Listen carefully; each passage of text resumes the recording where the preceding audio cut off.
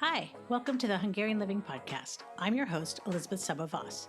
We're on a mission to help you maintain a meaningful connection to Hungarian culture and heritage in a variety of ways. We'll talk about food, travel, history, music, language, genealogy, and more. So whether you know a little or a lot about being Hungarian, this is the place to be. Hey there, it's Liz with the Hungarian Living Podcast. And, hello, my friends. It has been a while since you've heard my voice on here. And I want you to know it wasn't for lack of missing you. It's been a season of travel for us. We were at the Hungarian Festival in McLean, Virginia back in April. And we were also honored to attend the America 250 Gala at the Library of Congress in Washington, D.C. And we closed off that trip with a visit to the consulate. As I am pursuing my Hungarian citizenship.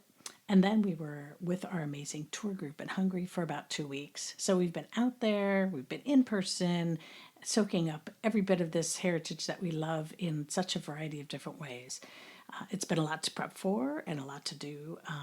But then, of course, there's also the recovery time that comes after that. But we love everything we do, so we're excited to be back here. And now we're hot and heavy into the planning season. So we're thinking about our trip to Nebraska coming up in August when I will be working on our paper catalog and Don will be researching the German side of his family. And so, speaking of the catalog, if you live in the US and you are not already on our mailing list, you are definitely missing out. We have been sending out catalogs since 1988, and we are always surprised about the number of people who save their catalog from year to year. So there's a link to the show notes where you can request to get on the list.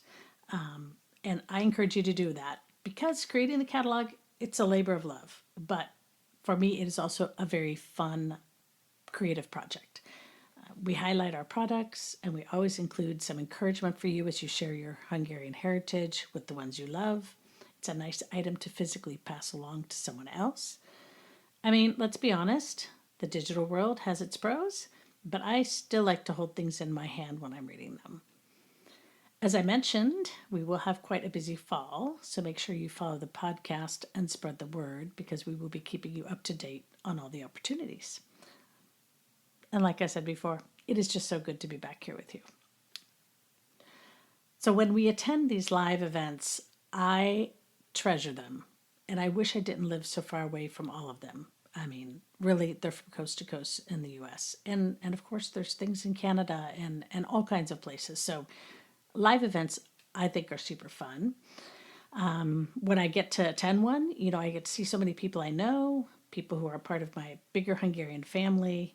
It reminds me of how much we need something that bridges those gaps, something that doesn't wait for a festival tent in Virginia to bring us together. Most of us are scattered throughout the United States, not even close to a Hungarian group we can be a part of. And even if we are, sometimes there are language barriers. To be honest, not all clubs are very welcoming if you aren't a Hungarian speaker.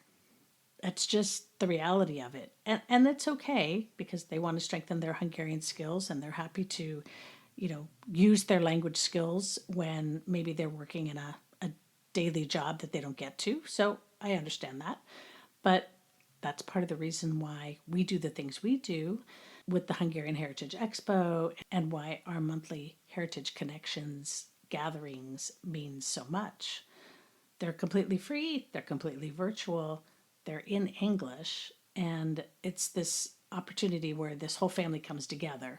Wherever you're sitting in the world, you don't even have to travel. And of course, when you travel to Hungary or to any Hungarian event, food always finds its way into the fun. That's actually how we first met Adam. A few years back on one of our own Mother Living tours, he was a part of the cooking experience we built into that trip. And honestly, I knew I was going to figure out a way to work with him when I met him. And when you meet him, you'll understand why.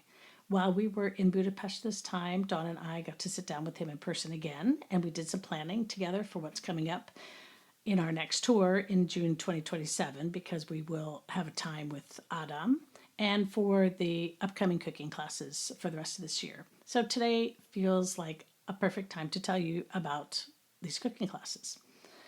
So I have often talked about what a good cook my mom was.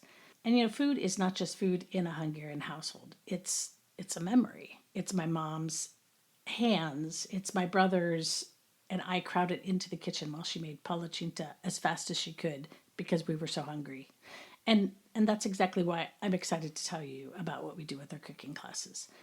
For the last several years, Adam has led our cooking classes, and let me tell you, this man knows his way around the Hungarian kitchen, which for me is very fun. You think of it as your nudge mama being there, but I kind of think of him as my brother, and actually my younger brother is also enjoys cooking Hungarian food. So that's part of the fun for me.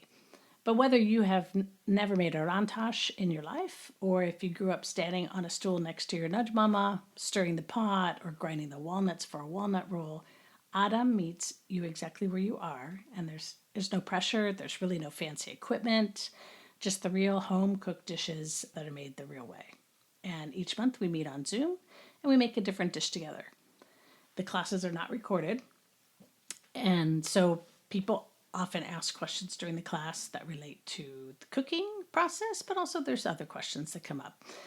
We work through the recipe together, and Adam shares his tips and tricks. And in the end, we have our dish to enjoy. So you can invite others into the kitchen to cook with you, which I always think is handy, especially when we're cooking something I'm not familiar with. The more hands, the better. Even if they just end up washing dishes, that helps so much. But then everyone in your kitchen gets to eat the food that you made together. So whether it's a crispy golden langosh that's straight out of the pan, or a purkut that's been simmering low and slow until the meat falls apart, sometimes we learn that there's regional differences, and that's all a part of the fun. Generally, our goal is to cook dishes that are somewhat familiar, and then we always discuss the variations. So on Saturday, July 25th at 2 p.m. Eastern Time, we will be making a cold fruit soup. Now, that may sound weird if you've never heard of it before, but it is quite refreshing on a hot summer day. Dawn and I had some strawberry rhubarb soup in May in Budapest, and it was delicious. So if you're hearing this before Saturday, there's still time to join in on the fun. Even if you don't choose to cook along with us, you'll have fun learning about the recipe and get the encouragement to try it. But here's what I really want you to hear. This isn't just a recipe swap. When we cook together, we are keeping something alive. Every dish has a story behind it, a region, a family. Maybe it was a hard winter or a joyful wedding it was made for. When you make it in your own kitchen, you're not just feeding your family dinner, you're carrying something forward through your experiences as well. So if your kitchen has been missing that Hungarian warmth, go to the show notes and sign up for our next class with Adam through thehungarianstore.com. Bring an apron, bring your appetite, and let's cook something together that means a little more than takeout ever could. All the details are in the show notes or at thehungarianstore.com under the online classes tab. We'll catch you next time. Thanks for listening. If you enjoyed this episode of the Hungarian Living Podcast, please share it with someone you know who loves their Hungarian heritage. And sign up for our newsletter and catalog at hungarianliving.com. There's a link in the show notes. Special thanks to Stephen Chichek and the Animal Cannibals for the show music.